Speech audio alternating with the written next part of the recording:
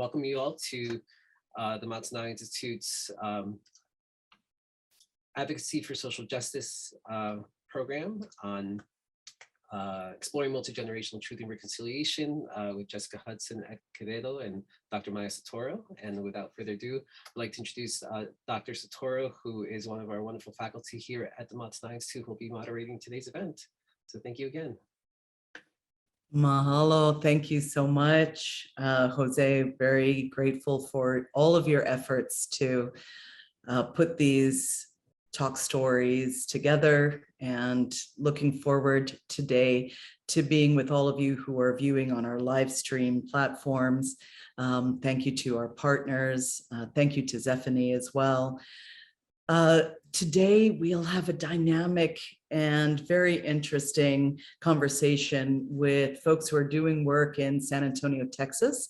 The city of San Antonio has declared systemic racism a public health crisis, and this declaration is changing the landscape of the city. And this multi-generational approach to shifting power, authority, and control is impacting in uplifting ways the residents of San Antonio. So this dialogue will explore ways that we can move from theory to practice, from policy to community in sort of high stakes truth and reconciliation process.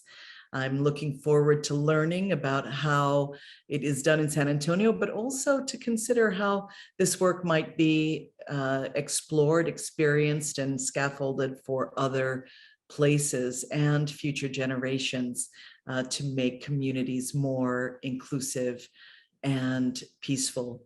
So welcome again to those of you who are here with us in the Zoom room. You should feel free to put any questions that come up in the chat, and we will also look forward to questions from the live stream audience. And at the end, we'll hope to answer as many of them as possible.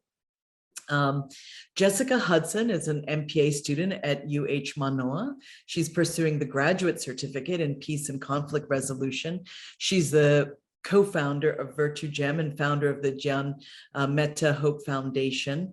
And we welcome her insights and her presence as learner and teacher in this space. Ed Quevedo is the Director of Regenerative Design, the Foresight Lab.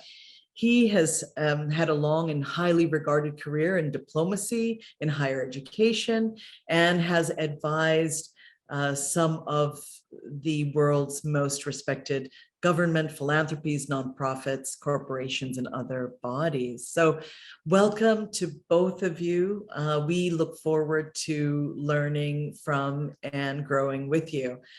And thank you for being here. So I'd like to start off with a question for both of you. What is meant in the lab's work by forging multi-generational approaches to peace and reconciliation? What does that look like? Sure, thank you. I will say that there is much credit for the approaches that we take to a number of the very courageous and creative diplomats that we've learned from, principally Adam Kahane, and we provided a number of resources that reference his work. So I'm going to be talking about the digested truths that we've learned over time.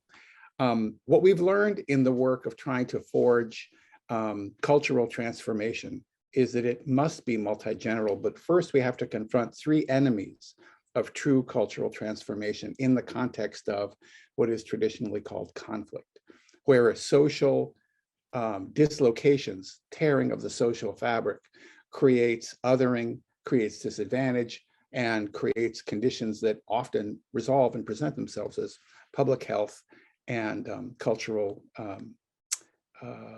breakdowns. The first enemy is expertise. There is no expertise in this work. This work has to be approached with deep humility and a sense of curiosity about place and time, and I'll talk about that more. So we don't consider ourselves experts. We consider ourselves experimenters, which is why it's the Foresight Lab. We try things and see if what works, but we try to keep ourselves interested in the unique, evolving, unfolding in the places where we work and on the land on which we work. The second enemy is bureaucracy. There is a tendency, especially in the American United States context, to approach these problems with policy changes and legislation. Those don't work. They create unintended consequences. They don't go at source issues, and they come from a bureaucratic mindset that says that if we can change how people relate on a day-to-day basis, this will get better, and it won't. And the final problem is a transactional approach to these problems. Let's go in and try to compromise. Let's see where we can find, a middle ground. There is no middle ground. There is only the right ground. So to counteract the problem of the sense of transactions, we see this as deeply relational work. So we focus on truth and reconciliation because this is trauma-informed work. The truth of the suffering of people in San Antonio, and I'll talk more about the specifics of what's going on there later, but the truth of what's going on there has taken centuries to evolve.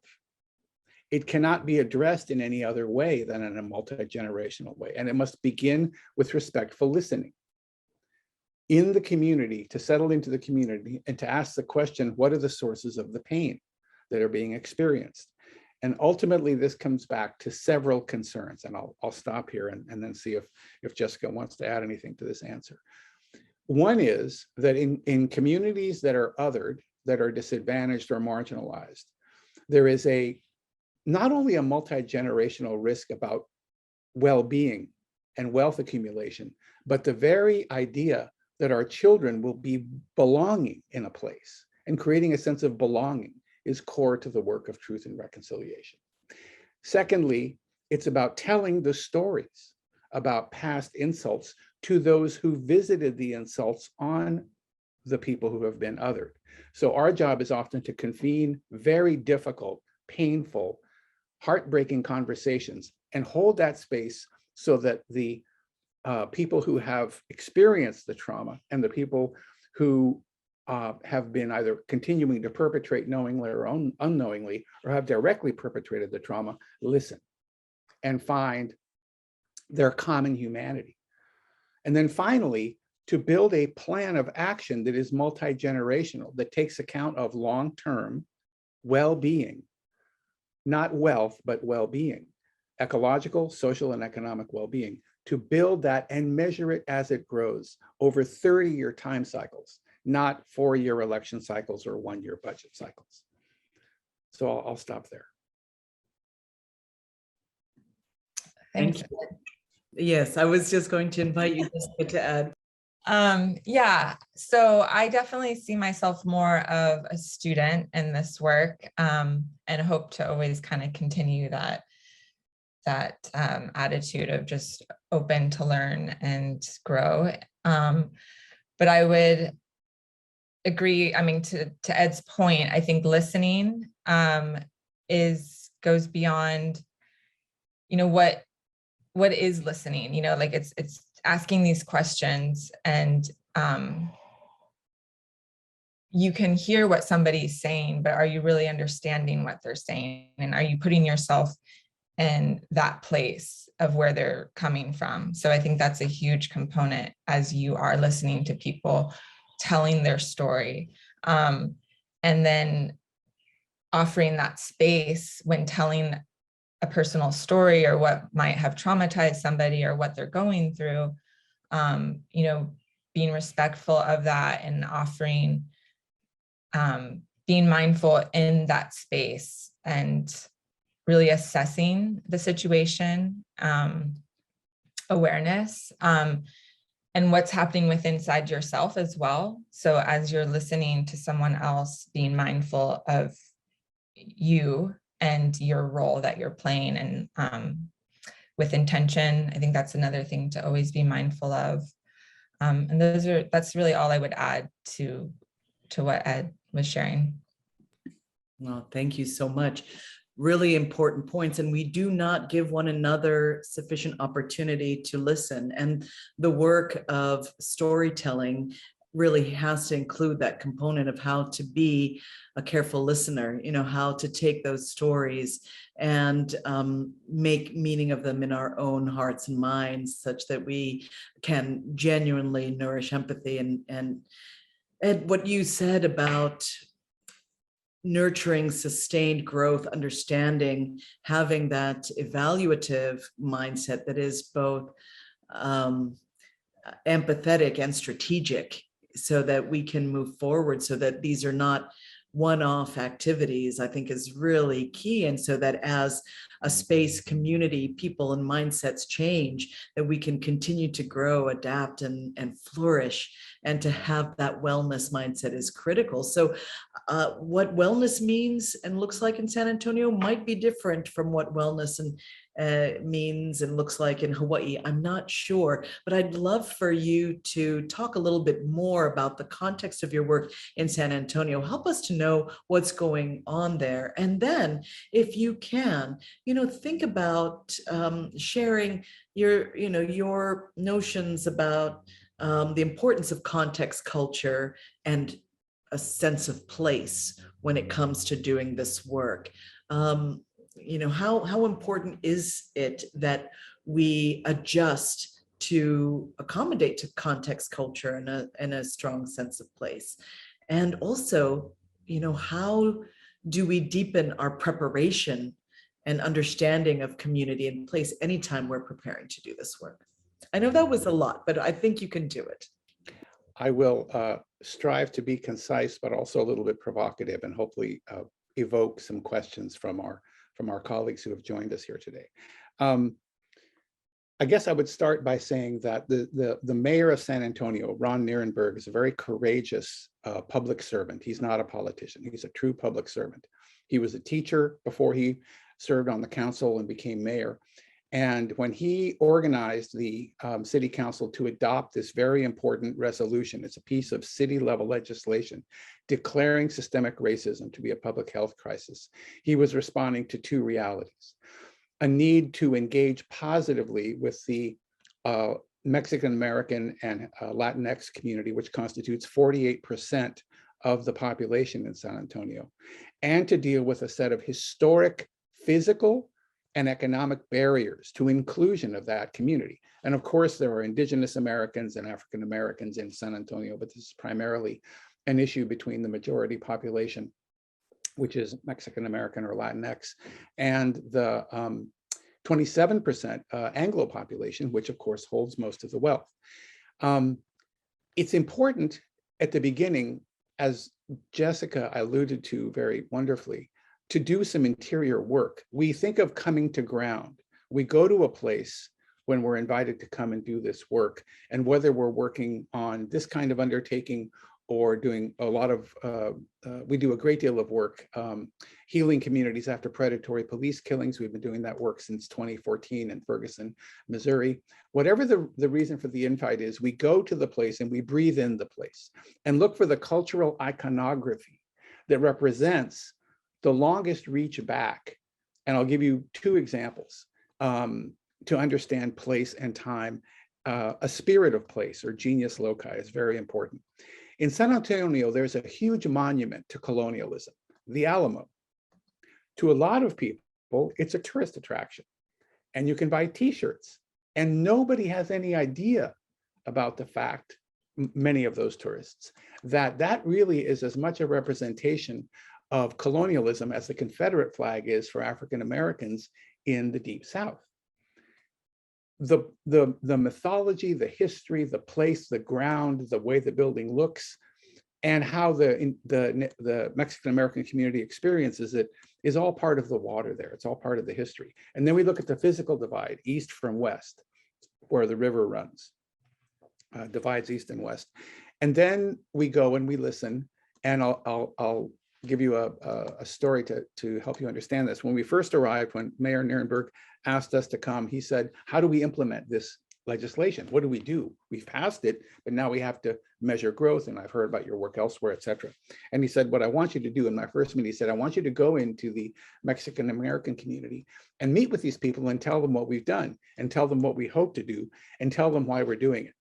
I said, Your Honor, No, that's not how this works. We can't tell them anything. For about 6 months, we have to listen. We have to go to the places where they gather, the churches and the bazaars, the public meeting houses and the sports halls, the museums and the backyards, and hear what their concerns are. Hear what it is that is emergent from their centuries of othering and being considered second class and now being treated differentially by your police force.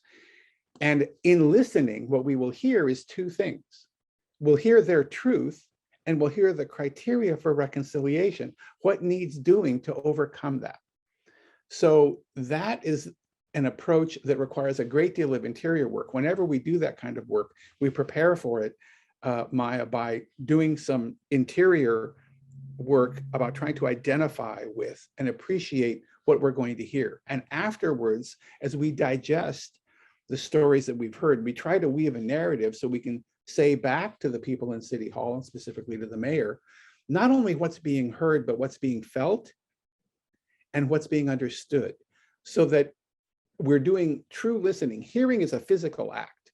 It has to do with the bones in your ears. Listening is a socio-emotional act. And we always have to help our patrons learn how to listen in this way. And I'll just finish by saying that almost universally, when we start working in this way with community leaders, they find it difficult to do any kind of social change work otherwise, because this gives them such a deep sense of appreciative inquiry and curiosity about the communities, so that they're no longer proposing solutions as experts, but they're coming in and developing trust, asking questions, and trying to forge a common future, which is fundamentally different. It's so simple, but really extraordinary, and sometimes hard to do, because you have to cultivate, I imagine, a deep sense of humility, and to be what Jess was saying, sort of lifelong student, a perpetual student, right? And that process is never done. I think about a number of the conflicts around land, especially, and Indigenous rights and social justice. And I think that if there had been processes of deep listening that were undertaken for as long as you did, that 6 months of really just ingesting and really understanding, so much pain could have been avoided. You know, there have been a number of conflicts that had the potential for real transformation, and yet because people bypassed that preparation and that deep listening process, the conflicts simply escalated, and there was a deepening of hurt and harm. And we've seen that in Hawaii with Mauna Kea, for instance, but you know, obviously in many other places in the world. And I really appreciate that, and the patience that we need to cultivate to do that preparatory work.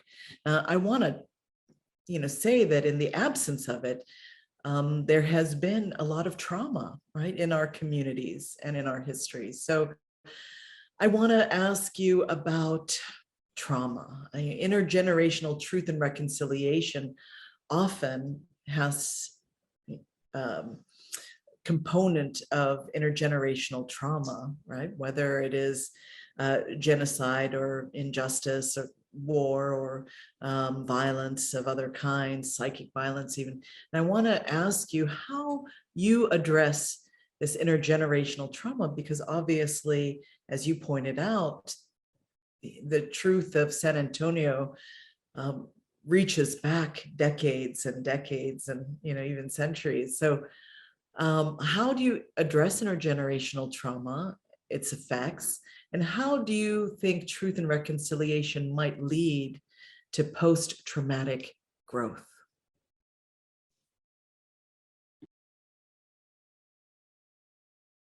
Oh, Ed, I'm sorry, you're on mute. These are wonderful questions, each of which could be the basis of a wonderful masterclass at the Institute. But but I'll say this about your really helpful layered question. We have simple guideposts that we use. This is not heuristic work. It emerges, it opens up like a bloom differently in every community where we work. But one of the guideposts we work comes from another one of the great teachers that we rely upon at the lab, Oscar Arias, who is the president of Costa Rica and a Nobel Peace Laureate. And in his book, Forging Peace, he writes this beautiful, simple line. He says, all forms of human conflict, whether between spouses or nation states and everything in between, arise from unmet human need. So if you carry that in your heart, you're always looking for the trauma that causes the lack of a sense of belonging. That's what it comes to. This traumatic work, however it portrays itself, is about not belonging, not having a feeling that you have agency in your future. That could take the form of the kind of food that you're forced to purchase, the kind of work you're forced to do, and the kind of life that you're forced to lead. The response to that has many forms, and it comes in many languages, and it has many inflections. But there's this beautiful Bantu word that we learned when learning about the work of truth and reconciliation as it was practiced in South Africa. The word is Ubuntu, U-B-U-N-T-U. And it literally means, I am because you are. And it's a beautiful expression of the interrelationship of our ability to have agency in the world. I only have agency to the extent that I give agency and voice to those around me. If you remember that when you're sat with this community and you're asking questions about the needs that they have, you know you've put the key in the lock when they start talking about previous generations. My father told me stories of, my mother had this experience, my aunt shared with me this knowledge. When we begin moving multi-generationally into stories about how they find themselves today in these communities, we begin to find truth of where the trauma comes from. And trauma-informed intervention, whether it's in the psychotherapy realm or in the world of truth and reconciliation, really requires that you see deeply the humanity of the people you're sat with, and that you hold space and honor with a technique that we're very bad at in the United States. We're very bad, and that is silence. Sometimes there's a profundity, and I'll give you a sentence that's an example in a minute, and I have a feeling Jess may have a thought about this too if she wants to share when I'm done. But there's a profundity that comes from certain impulsive expressions that are deeply true trauma-informed stories that when they're held, they almost become their own source of healing. So we were talking in San Antonio with a church group about being able to cross the river and what it was like to cross the river about 10 years ago before they improved the road. And one of the wonderful viejitas, a wonderful old woman named Carmen, said at one point was, you know, there was a time when crossing the river was a very Mexican act. And I thought that was an interesting way of putting it. And so I just looked at her in a way that invited her to say more. And she said, what I mean is, it meant we were trying to find ourselves in the water, because the water used to belong to all of us. But when the city became a city, suddenly we didn't have access to that water for very basic needs, including drinking. And since that time, I haven't felt that that belonged to me. And that is a layered little story of expression of truth lost, truth betrayed, agency lost, and voice surrendered. And by holding the space and not saying anything for what in normal context would seem a long time, other people joined in with their own stories. So that's how this difficult work of uncovering trauma, appreciating that we've all gone through it, and digging into it in a respectful, hopefully reasonably therapeutic way emerges. Thank you. That's a powerful story. And crossing the river is also a metaphor for connection, of course. And I think about the balance there. I was reminded as we were talking about listening of, what my friends used to say to their children, en la boca cerrada no entran moscas. I think it was to get obedience, like in the closed mouth, flies will not enter, right? The idea is like, yeah. But when you think about this work, sometimes you need to close one's mouth to listen carefully, but also it's really important to think about everyone having voice, right? And what you said, that part of this trauma is that voice that is not given or not available, not valued, not respected. And so I want to think about that balance between raising our voices, and sometimes that means in protest, to demand that things be better, to demand greater justice, and then also surrendering to loving kindness, surrendering to the possibility of reconciliation in the absence of punitive measures of justice, that sort of thing. That's why truth and reconciliation is so hard, right? Sometimes it doesn't feel fair. So I want to hear from you a little bit about that balance and how we craft it between power, authority, and sometimes that means justice that allows for a measure of control and voice, and then also the sort of gracious, soft approach to loving and layered, nuanced peacemaking that acknowledges everyone's shared good intentions and that sort of thing. How do you find the balance between those two energies? Mm-hmm. I'm going to explicitly invite Jessica to weigh in on this, because this is one of the core dimensions of the lab's work that we've learned from Adam Kahane's work, this brilliant diplomat who taught me how to do international diplomacy. We have two impulses to create in the world.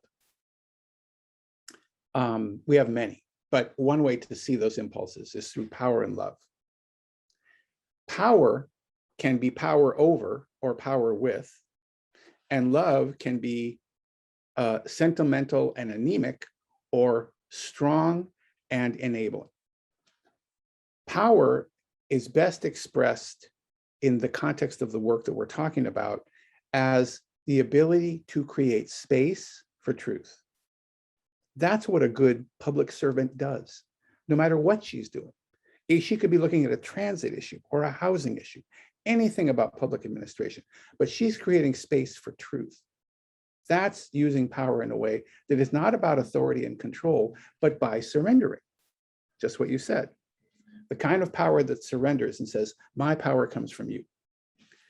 Love is best expressed, and there's lots of ways that this is talked about, but I'll give one expression of it. I think my internal dialogue is about love being the desire to see the other fully realized. Whatever it takes to stand up, show up, and be there so that the other can be fully realized. And sometimes what they want is nothing more than to be heard. And sometimes what they want is, gosh darn it, for some physical, visible, powerful change to emerge. The balance is always, whenever you feel an impulse to see a solution, I have found, and then I'll stop with this and let Jess weigh in. Whenever you feel the impulse to think you see a solution, stop and say, but I could be wrong. I need to listen more deeply. And I'll give you an example. In the course of this work, one of the things that we've been doing is trying to link all the public health dimensions of the climate emergency and COVID to this resolution declaring systemic racism to be a public health crisis. Because every crisis that we feel as a people is deepened in those who are marginalized and most disregarded. So it was proposed by one community leader that what we do is develop a set of listening sessions for how we were going to deal with the river rising, because the river is going to rise and displace some people along the San Antonio River. That I for whatever reason, immediately saw that as a solution and a response, but I checked myself and I found out that by listening, by asking a couple of questions, we went a little bit deeper and found out that what was really underneath that, Maya, was a sense that the basic needs to respond to emergencies of any kind, from a medical emergency to river rise to increasingly strong winter weather, which they'll be having in San Antonio, the ability to participate in forging those solutions has not been looked at from the point of view of this community on the east side of the river. So when you feel yourself thinking you've landed on a solution, pull back and say, but what if I'm wrong? What if I'm looking at cause and not effect? Sorry, effect and not cause, and look for the root cause. And the last thing is, when people begin sharing why they don't trust someone, what the root of that lack of trust is, whether it's a political leader or a community leader, that's when I know we're getting at the truth of the problem. Because then there becomes an opportunity for them to reconcile, to come together, because some truth is being spoken that previously hadn't been. So let me stop there and see what Jessica might have to add about this dynamic of power and love. Yeah, thanks, Ed. So yeah, Adam Kahane's work of Power and Love has been like super profound for me. It's brought a lot up, and just to really kind of digest, and I'm like still in that process, but what I've gotten from it is a lot of what Ed and Maya, you both have talked about. Surrender is huge, and being in that, recognizing, I don't think, you have to be open to the process, because every situation is going to be different. So it's not like, okay, this is the way we're going to like bring this into this situation, right? You have to sit and listen and analyze, and then have those questions kind of always in the back of like, to further explore what needs, what is to be done, or how you can aid. And I think too, with the silence bit, that was really huge for me, because kind of that balance that you were kind of asking about, Maya, like, how do you find that? Again, it's like, it depends on what's coming at you, and then being aware again. So like, if someone were to say something super traumatic that happened to them, and you're in like a group setting or whatnot, and you just have like this moment of silence, that silence is like more than anybody could even speak. Like, if it whatever just came at you, and you're able to sit with it and let it, like, give it time to kind of go in your digesting of what you just heard, allow that time, I feel, allows you to actually feel and discover something within you that can maybe relate to what was just shared to you. So then that creates connection. So now you're able to feel what that person is feeling, which affects in a way that you want to do something now. Like, you're like, whoa, okay, I get it, right? And that all happened with silence. Nobody had to like overpower with like saying something or whatever. That might not always be the case. Maybe there is a situation where like, something needs to be said immediately, but it's, again, being like mindful and in the moment, being present, listening, and awareness. And then one other thing I wanted to say was, I think love, like, I'm still, again, like trying to like, okay, love, power, like, how do you like play with these two forces? I mean, I'd like to say love is the ultimate force, right? So, and that creates power, but it's how you work with the two, and really acknowledging the process, right? Which takes time. It can take time. Like, transformation can take time. And then to like the whole root, right? Getting to the root of something, that can take a lot of time, and you have to be open to that. And that's what I would like. Yeah, that's what I have to share. Thank you. And so creating space and creating time, I think is something that we can do as an act of love, right? I think so much of the time we hear in Hawaii, when we're looking at the Kanaka community, the indigenous community here, we talk about the importance of those opening protocols to set the tone. Obviously there's land acknowledgement, but there's also the idea of sharing chant and oli or song, mele, to think about the energy between folks. And I think that when you talk about power and love, one of the things that your work speaks to is the fact that love is possible even between those who have very opposing interests and opinions. And so having that strength-based approach to think about where, and everyone has a gift and everyone has power that is inherent, and it's about whether we are creating the space where folks are enabled, they're able to utilize that power and that gift in the service of love. And I think it's really kind of again, an elegant and very simple, though not easy thing. So Jess, I want to ask you about your learning journey, right? From theory to practice. A lot of this is much easier to accept in theory and harder to implement in practice than we would like. We find ourselves triggered. There's this somatic and sort of neural reactions. We get flooded and the work becomes difficult. Talk to me about your thoughts about how we can move these elegant theories into a sustainable, pragmatic, peace and action series of practices, and about your journey specifically.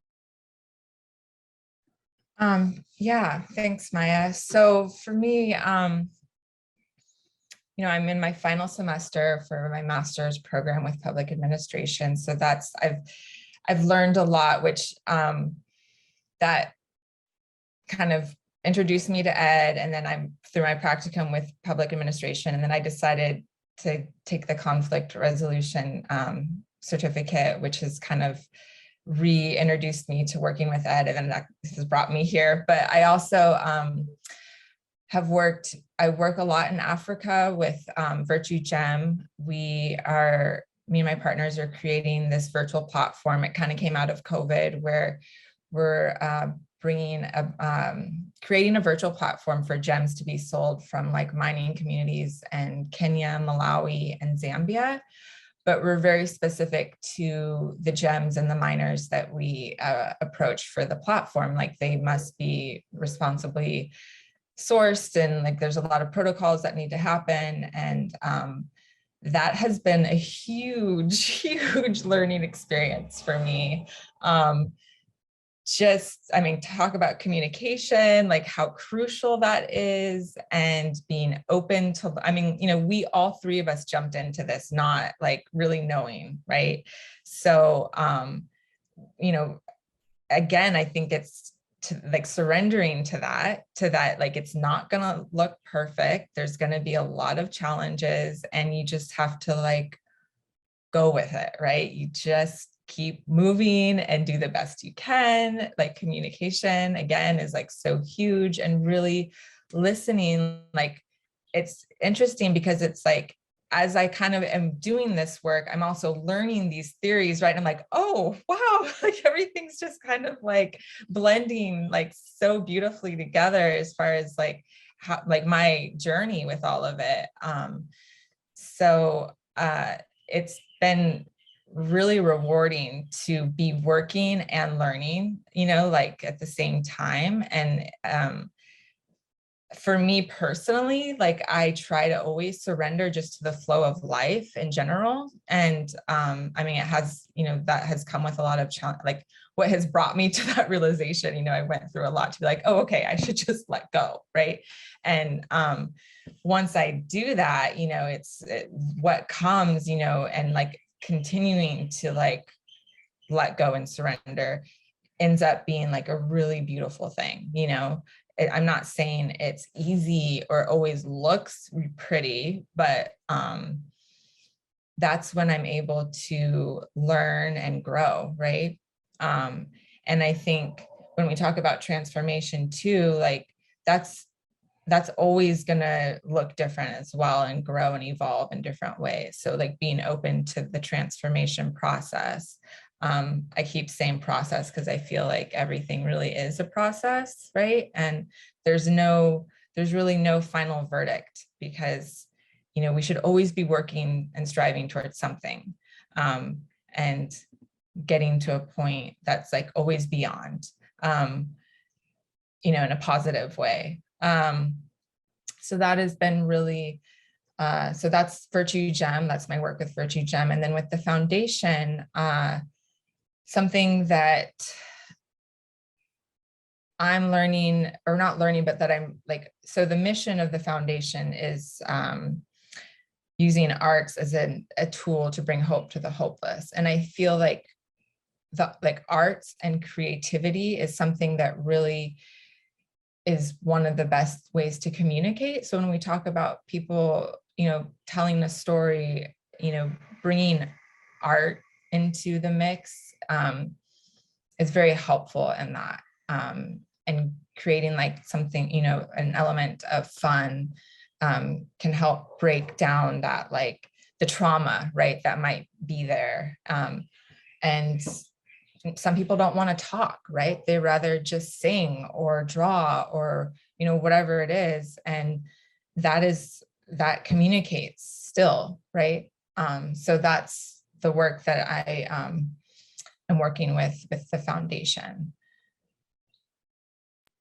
Thank you. And yes, and as we said, there's so much storytelling, and those stories often are best conveyed through artistic means, right? Poetic and visual arts and dance and other things. The stories that come through artistic creativity and are often so emotive and connect very rapidly to both mission and emotion, and enable that empathy. Well, I'm going to ask one more question, but I want to just say to those who are present here in the room, but also watching live, by all means, share your questions.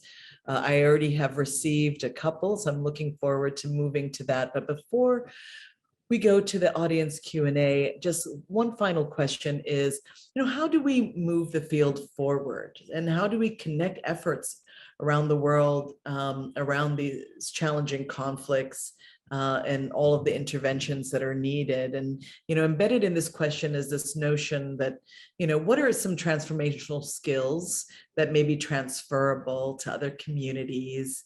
And, what mechanisms can we learn about the work that you're doing that can be applied to future and distant endeavors?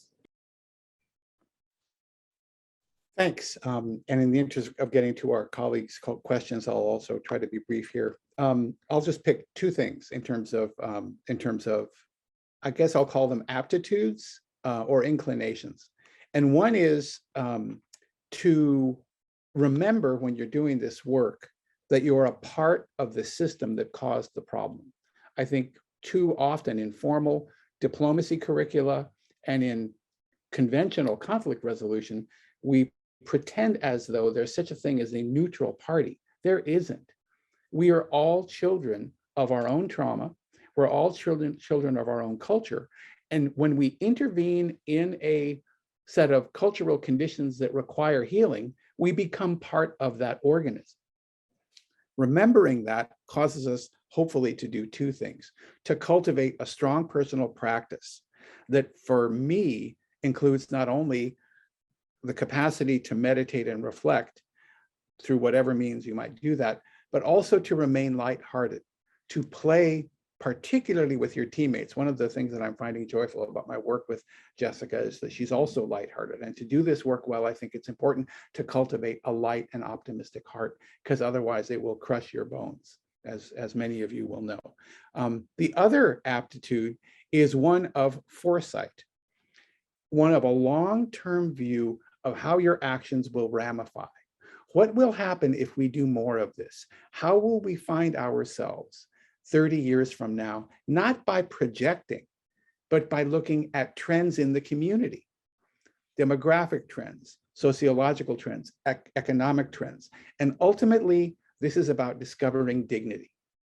And the more that we can create dignified spaces for expression of truth, however hard they may be to say or to hear, in our personal lives, in our community lives, and in whatever work we do, just like we're all designers, I think we can all be healers of this kind and propagate this work in ways that maybe diffuse some of these things a little bit each day, so that when we sit at the end of a day and we look back and ask ourselves, have I been able to do just a little bit of good today? We think about that dimension of it. Thank you. Jessica, did you want to add anything at this point? No, I think Ed really just nailed all of that very well. The only thing maybe that I would add is just to whatever, when we're talking about trauma, like ways that we might have addressed trauma, or resolution or transformation, whatever you may call it, to not hold on to one particular methodology or whatnot, to like how to approach that, to be open to other ways. That's the only thing I would add, and in addition to everything Ed said. Thank you. Thank you so much. I will at this point just take a couple of audience Q&A.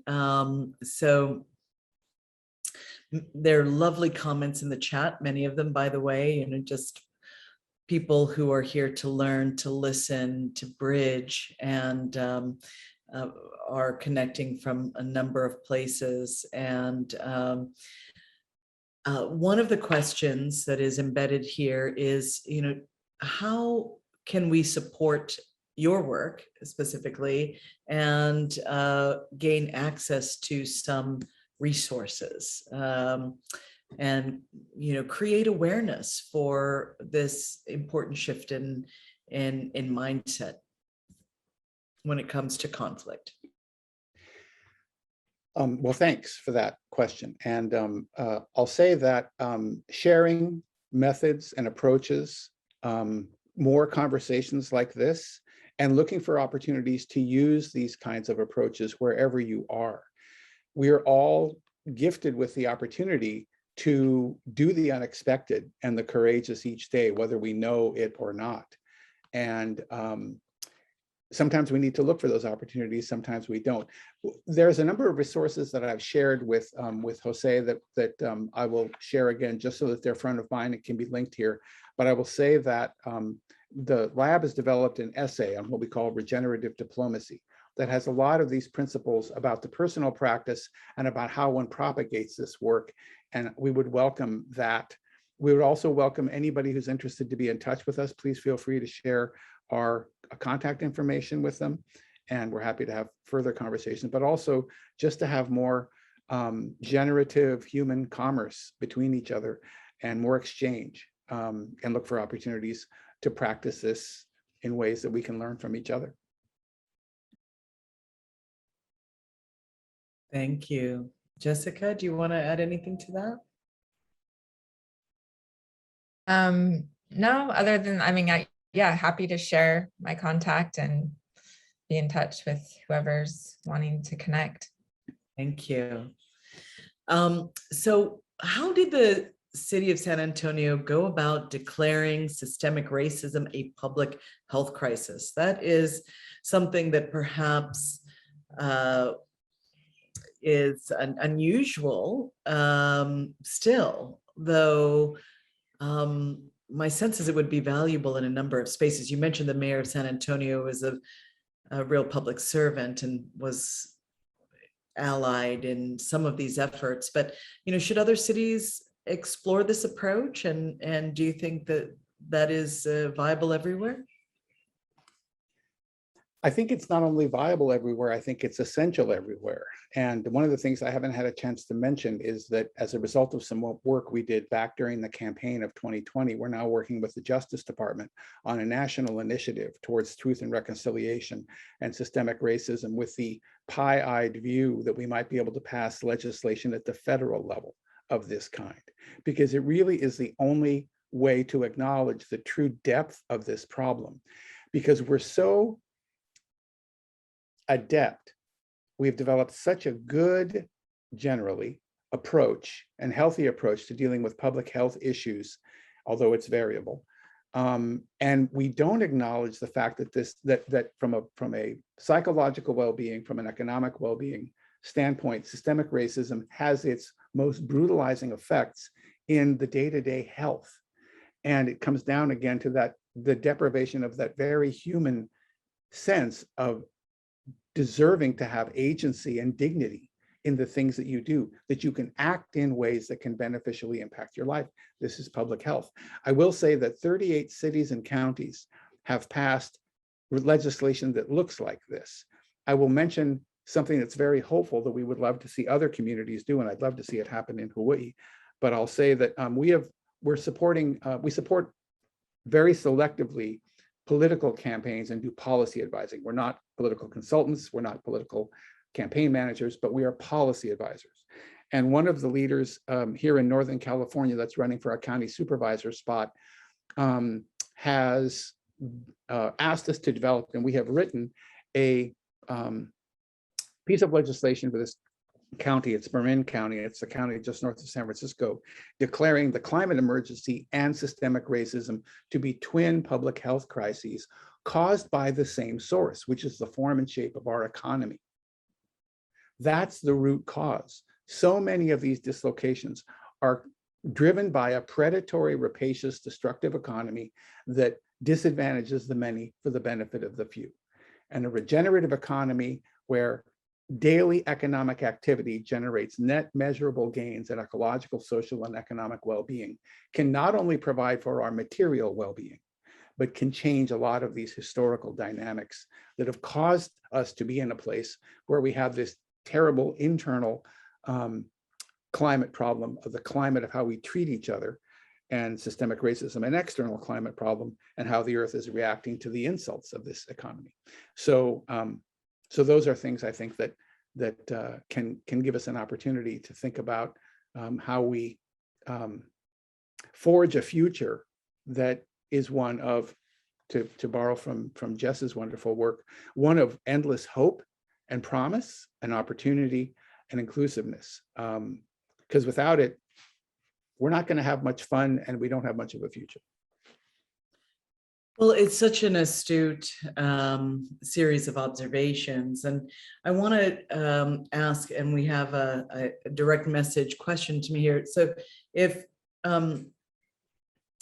climate and systemic racism are united there, when we think about regenerative or reconciliatory economies, you know, there's obviously we have here in Hawaii been thinking about revisiting tourism to make it not extractive.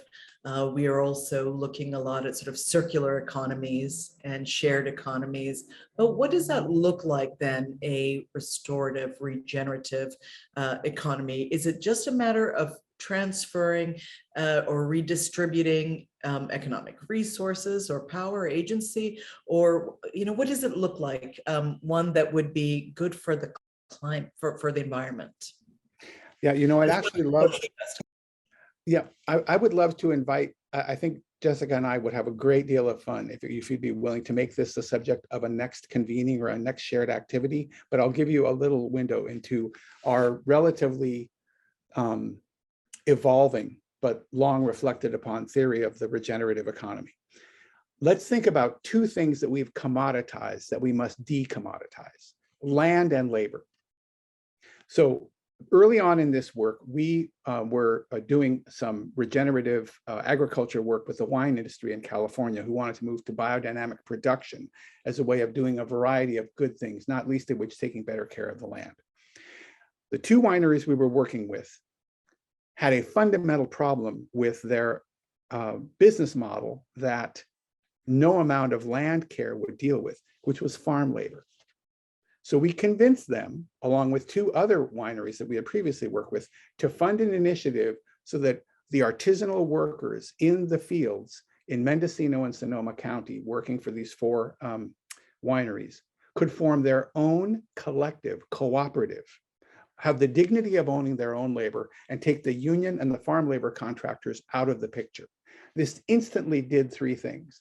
It drove up wages, created stability for the growers, and created a deep sense of dignity and agency for the people who do this wonderful artisanal work.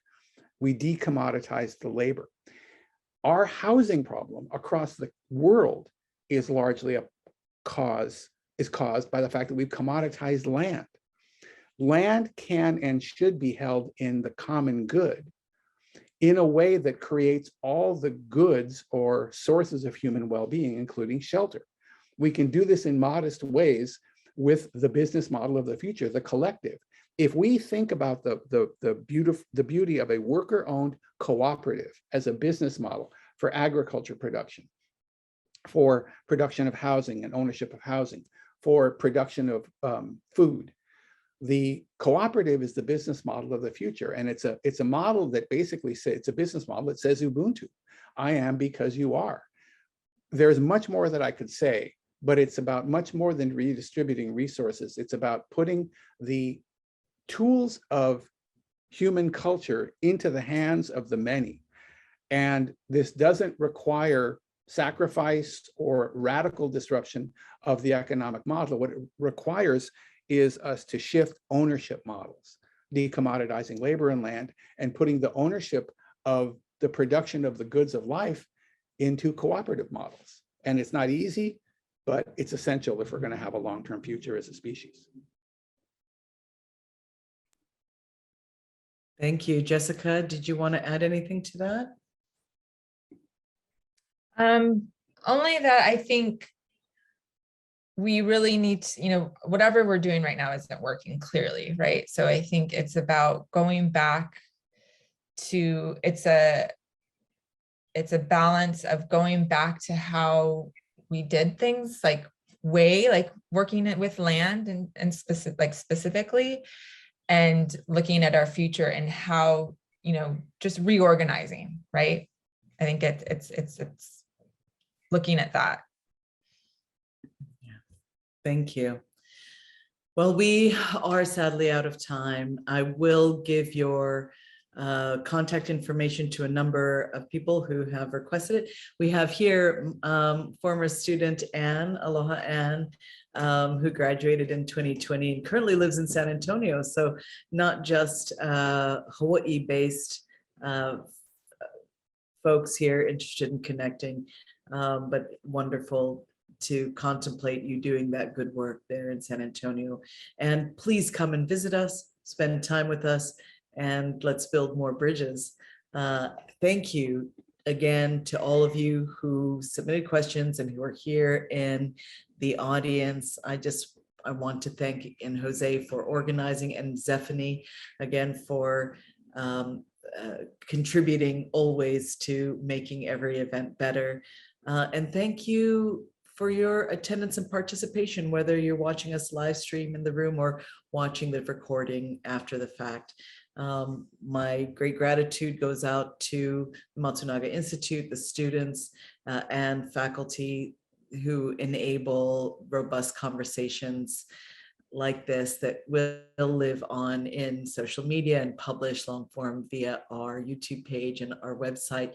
Please go listen to more conversations, create conversations around what you learned and heard today, and support the work of the Foresight Lab as well as other initiatives that we discussed, and follow the Matsunaga Institute on Eventbrite to register for future events. We are grateful for you today, Jess and Ed. Thank you for sharing your wisdom, your insight, and your friendship. And we will see you around some other corner. Aloha, everyone.